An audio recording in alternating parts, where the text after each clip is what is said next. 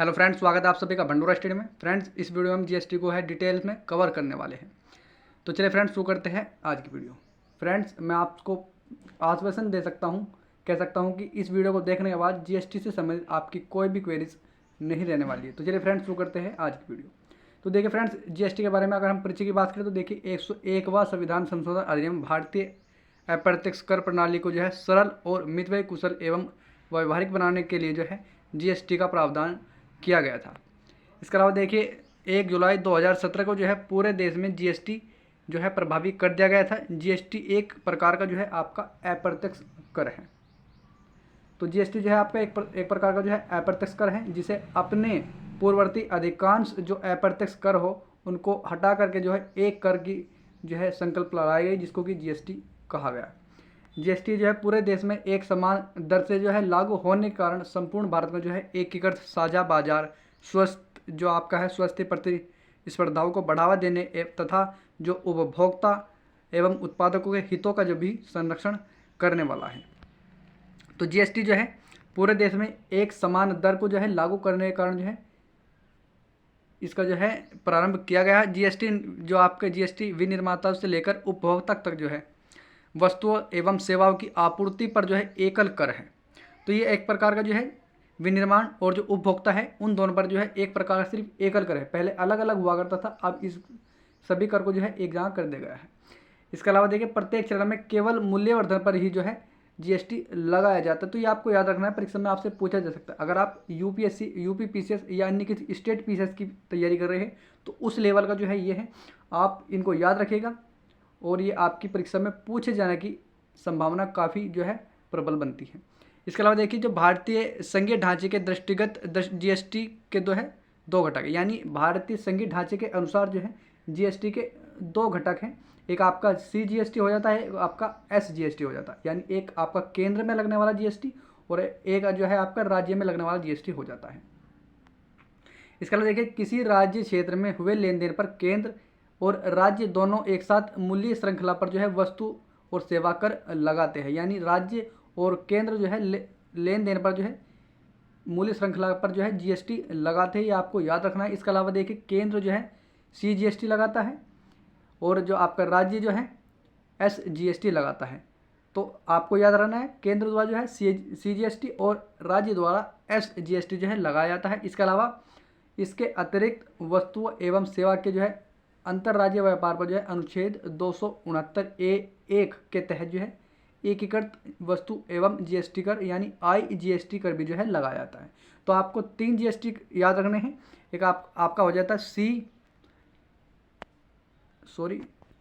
CGST, ये central द्वारा लगाने वाला कर है। एक आपका हो जाता है एसजीएसटी, तो ये जो है आपका राज्य द्वारा लगाया जाता है। और जो है संविधान के अनुसार जो है आपका आईजीएसटी जो है लगाया जाने वाला जो अंतर्राज्य व्यापार पर है।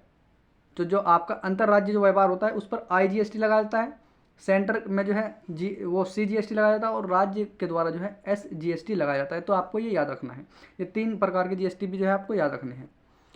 इसके बाद देखिए यह जीएसटी एवं एसजीएसटी के योग आपको याद रखना है। जो आपका आईजीएसटी है, सीधा सीधा कहने का मतलब ये है कि जो आपका आईजीएसटी है ये जो है आपका जो सीजीएसटी होता है और एसजीएसटी है, इन दोनों के योग के बराबर होता है। तो आपको याद रखना है सीजीएसटी और एसजीएसटी के योग के बराबर जो है आपका आईजीएसटी होता है, आपको याद रखना है। इसके बाद देखिए जीएसटी में शामिल कर को जो है, यानी जो आपका जीएसटी है उसमें कुछ कर जो है शामिल कर दिए गए, उन सभी का जो है अब उन सभी के स्थान पर जो है जीएसटी लगाया जाता है। तो देखिए जो सीजीएसटी यानी जो केंद्र सरकार द्वारा लगाया जाने वाला जीएसटी है, देखिए जो आपका केंद्रीय उत्पाद शुल्क होता है उस पर जीएसटी लगता है। अतिरिक्त जो उत्पाद शुल्क होता है उस पर भी जीएसटी लगता है। सेवा कर, अतिरिक्त सीमा शुल्क, आपका जो विशेष अतिरिक्त सीमा शुल्क हो जाता है और अधिभार एवं उपकर, इन सभी पर जो है जीएसटी लगाया जाता है। ये केंद्र द्वारा जो है सीजीएसटी यानी आपका जो है जीएसटी तो लगाया जाता है, यानी कौन सा जीएसटी आपका जीएसटी जो है इस पर लगाया जाता है, यानी केंद्र जो है इन पर जीएसटी लगाता है। इसके अलावा देखिए जो राज्य लगाता है, यानी जिन चीज़ों पर जो है राज्य जीएसटी लगाता है, जो राज्य का जीएसटी होता है वो आपका राज्य जो वैट होता है बिक्री कर पर, मनोरंजन कर, केंद्रीय बिक्री कर को छोड़, यानी आप जो आपका केंद्रीय बिक्री कर है वो भी जो है राज्य लगाता है, लेकिन आपको परीक्षा में परेशानी हो सकती कि ये तो केंद्रीय बिक्री कर है। ये केंद्रीय बिक्री कर जो है ये केंद्र द्वारा आरोपित किया जाता है, लेकिन संग्रहित जो करता है वो आपका राज्य करता है। तो आपको याद रखना है, इसको लेकर जो है परीक्षक आपको परेशानी में डाल सकता है। तो जो आपका केंद्रीय बिक्री कर होता है वो केंद्र द्वारा आरोपित किया जाता है, लेकिन राज्य द्वारा जो है संग्रहित किया जाता है। इसके अलावा आपका जो चुंगी एवं प्रवेश कर होता है, क्रिय, विलासता और जो आपकी लॉटरी, सट्टा, जुए जैसे जो प्रकार होते हैं उस पर भी जो है आपका राज्य जीएसटी जो है लगाता है। इसके अलावा देखिए क्षतिपूर्ति की अगर हम बात करें तो क्षतिपूर्ति की देखिए 101वें संविधान संशोधन अधिनियम की धारा 18 में जो है जीएसटी को लागू होने के कारण राज्य को हुए राजस्व नुकसान की भरपाई के संदर्भ में जो है प्रावधान किया गया है। तो ये आपको याद रखना है, 101वें संविधान संशोधन में क्या गया है, 18 में जो है उसकी जो अधिनियम 101वें संविधान संशोधन की जो धारा 18 है उसमें ये बात कही गई है कि जीएसटी में लागू होने वाले राज्य को हुए राजस्व नुकसान की भरपाई के संदर्भ में जो है जीएसटी से संबंधित बात की गई। इसके अलावा देखिए इस प्रावधान के अनुसार जो है जीएसटी की वजह से राजस्व नुकसान की क्षतिपूर्ति राज्यों को केंद्र द्वारा 5 वर्ष तक की जाएगी, ये भी आपको ध्यान रखना है। और क्षतिपूर्ति हेतु जो है आधार वर्ष आपका 2015-16 जो है रखा गया है, तो ये आपको याद रखना है।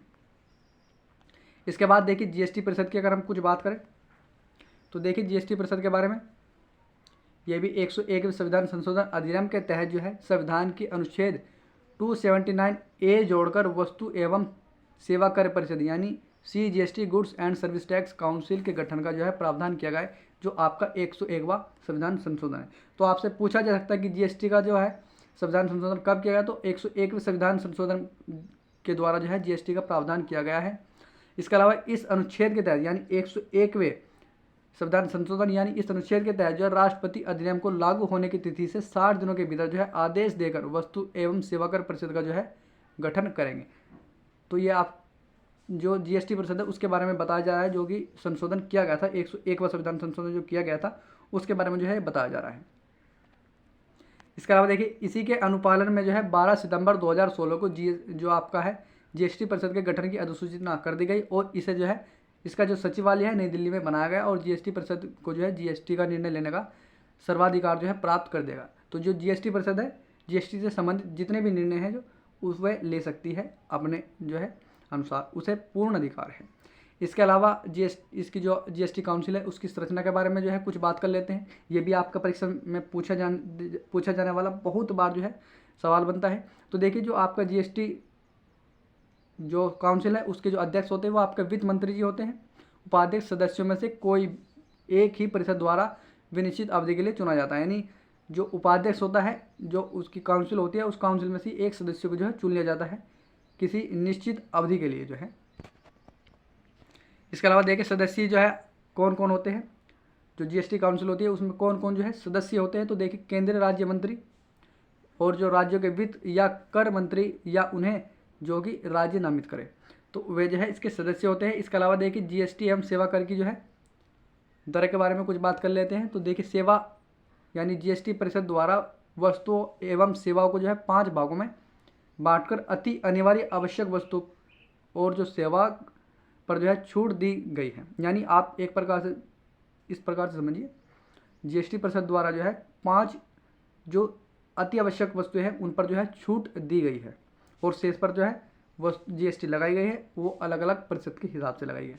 उसको हम आगे पढ़ने वाले। देखिए जैसे कि जो शेष वस्तुएं बच जाती है उन पर जो है 5% कुछ वस्तुओं पर 5% जीएसटी लगता है, कुछ पर 12, 18 और 28% तक जो है जीएसटी लगाने का प्रावधान किया गया है। इसके अलावा देखिए जीएसटी के अंतर्गत 40 लाख रुपये यानी पहले 20 लाख रुपये थे, अब 40 लाख रुपये जो है कर दिए गए हैं तक का जो है वार्षिक कारोबार करने वाले छोटे व्यापारी को जो जीएसटी के दायरे से बाहर रखा गया है। यानी जो व्यापारी 40 लाख रुपए तक का वार्षिक कारोबार करते हैं उन पर जो है जीएसटी लागू नहीं होता है, जीएसटी से उन्हें बाहर रखा गया है। इसके अलावा देखिए 40 लाख रुपए से अधिक तथा 1.5 करोड़ रुपए से कम वार्षिक कारोबार करने वाले जो व्यापारी हैं या उद्यमी हैं उनको जो है कंपोजिशन स्कीम का प्रावधान किया गया है। तो जो 40 लाख रुपए से 1.5 करोड़ रुपए तक का जो वार्षिक कारोबार करते हैं उन्हें जो है व्यापारिक या उद्यमी जो है उनको जो है कंपोजिशन स्कीम के अंतर्गत जो है रखा गया है। तो ये जीएसटी से संबंधित सभी जानकारी थी। अगर आपको वीडियो सही से समझ में नहीं आया तो आप इसको दोबारा देखिए, तिबारा देखिए, लेकिन मैं गारंटी ले सकता हूँ कि इसके बाद आपको जो है जीएसटी के बारे में कहीं पर भी जो है पढ़ने की आवश्यकता नहीं पड़ेगी। तो आई होप आपकी वीडियो पसंद आई होगी। अगर आपको वीडियो पसंद आए तो वीडियो को लाइक करें, चैनल को सब्सक्राइब करें। तब तक के लिए धन्यवाद, मिलते हैं अगली वीडियो में। और फ्रेंड्स मैं आपको बता दूं कि मैं जो है geography, history, polity, economics, ecology और जो आपके करंट अफेयर है उन सभी को जो है डिटेल में कवर करने वाला हूं। तो आप इस चैनल को जो है सब्सक्राइब कर लीजिए। तब तक के लिए धन्यवाद।